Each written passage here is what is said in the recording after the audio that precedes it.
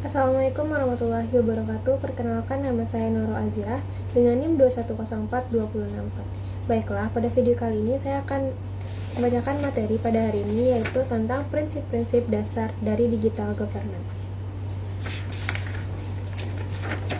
Di era yang semakin terkoneksi digital ini, pemerintah di seluruh dunia telah melangkah menuju transformasi yang berdampak besar dalam cara mereka berinteraksi dengan masyarakat dan mengelola urusan publik. Digital governance bukanlah sekedar tren sementara, melainkan suatu paradigma pemerintahan yang berbasis pada teknologi dan data. Ini bertujuan untuk meningkatkan efisiensi, transparansi, dan responsivitas pemerintah, serta memberikan pelayanan publik yang lebih baik dan lebih inklusif kepada masyarakat. Baiklah, yang pertama kita akan membahas yaitu government bersifat teknologi. E-government atau electronic government adalah penggunaan teknologi informasi oleh pemerintah untuk memberikan informasi dan pelayanan kepada masyarakat atau bagi warga sipilnya. Yang pertama yaitu government to citizen, ialah sebuah tipe dari hubungan pemerintah dengan masyarakat. Yang kedua ada government to business, ialah sebuah tipe dari hubungan pemerintah dengan bisnis. Berikutnya yang ketiga adalah government to government, ialah sebuah tipe dari hubungan pemerintah dengan pemerintahan lainnya. Yang keempat ada government to employees, ialah sebuah tipe hubungan antara pemerintah dengan pegawainya. Dan yang terakhir adalah government to non-profit, ialah sebuah tipe hubungan antara pemerintah dengan lembaga atau institusi non-profit seperti NGO, partai politik, dan lain-lain. Berikutnya kita akan bahas tentang hambatan utama pada e-governance.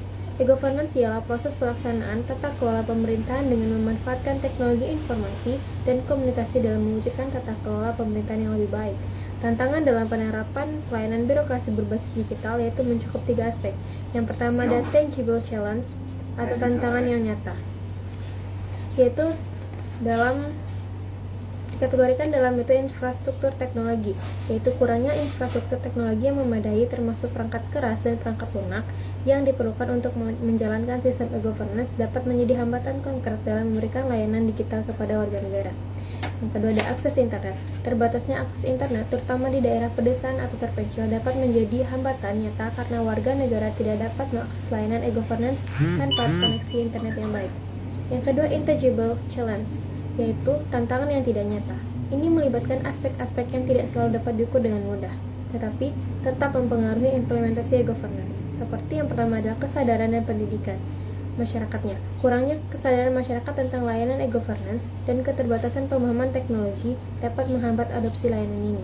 Yang kedua ada perubahan budaya organisasi. Perubahan budaya dalam organisasi pemerintah seperti resistensi terhadap perubahan juga dapat menjadi hambatan yang tidak selalu terlihat tetapi signifikan dalam mengadopsi teknologi e-governance. Dan yang terakhir adalah very intangible challenges, yaitu tantangan yang sangat tidak nyata. Ini adalah hambatan yang sangat abstrak dan berkaitan dengan aspek-aspek psikologis dan sosial, seperti itu keberanian dan komitmen pejabat pemerintah, kehendak pejabat pemerintah untuk menerapkan pelayanan berbasis digital, dan bagaimana mereka menghadapi konsekuensinya, termasuk menegakkan disiplin dalam penerapan, merupakan hambatan yang sangat tidak nyata. Aspek-aspek psikologis dan sosial juga seperti membangun knowledge society, yaitu menumbuhkan budaya pengetahuan dan pembelajaran di kalangan birokrasi dan masyarakat adalah tantangan yang sangat tidak nyata yang terkait dengan mengubah cara pemerintah beroperasi. Yang terakhir, semua tantangan ini berkontribusi pada hambatan utama dalam e-governance dan mengatasinya memerlukan strategi yang komprehensif yang mencakup aspek teknis, sosial, budaya, dan organisasional untuk mencapai kesuksesan dalam implementasi pelayanan berbasis digital. Berikutnya saya akan membahas konsep governmentality.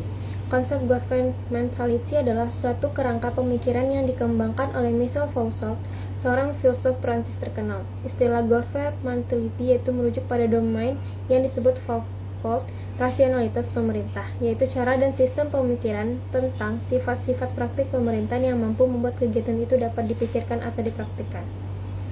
Governmentality terdiri dari konsep pemerintahan dan rasionalitas. Dalam hal ini, government dipahami bukan hanya sebagai kekuatan yang perlu diizinkan atau otoritas yang perlu dilegitimasi, melainkan adalah suatu kegiatan dan seni menyangkut semua pihak dan menyentuh dari masing-masing elemen.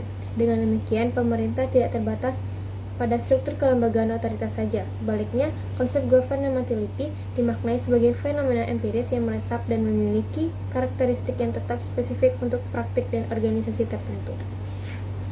Perkembangan konsep governmentality dari konsep geopolitik hingga pemahaman yang lebih luas tentang pengaturan masyarakat adalah perjalanan teoritis yang penting dalam pemikiran Michel Foucault tentang biopolitik dalam karya-karya awalnya, terutama dalam bukunya yaitu Society Must Be Defended tahun 1976. Dalam karya ini, ia membahas bagaimana kekuasaan negara modern mulai mengatur populasi secara lebih intensif daripada sebelumnya.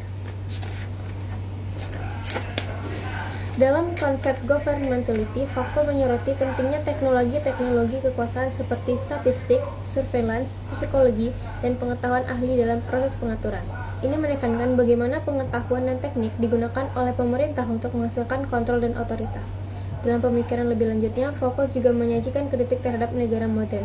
Konsep governmentality memungkinkan kita untuk memahami bagaimana pemerintah dapat mempengaruhi individu tanpa selalu menggunakan kekerasan fisik atau hukum formal.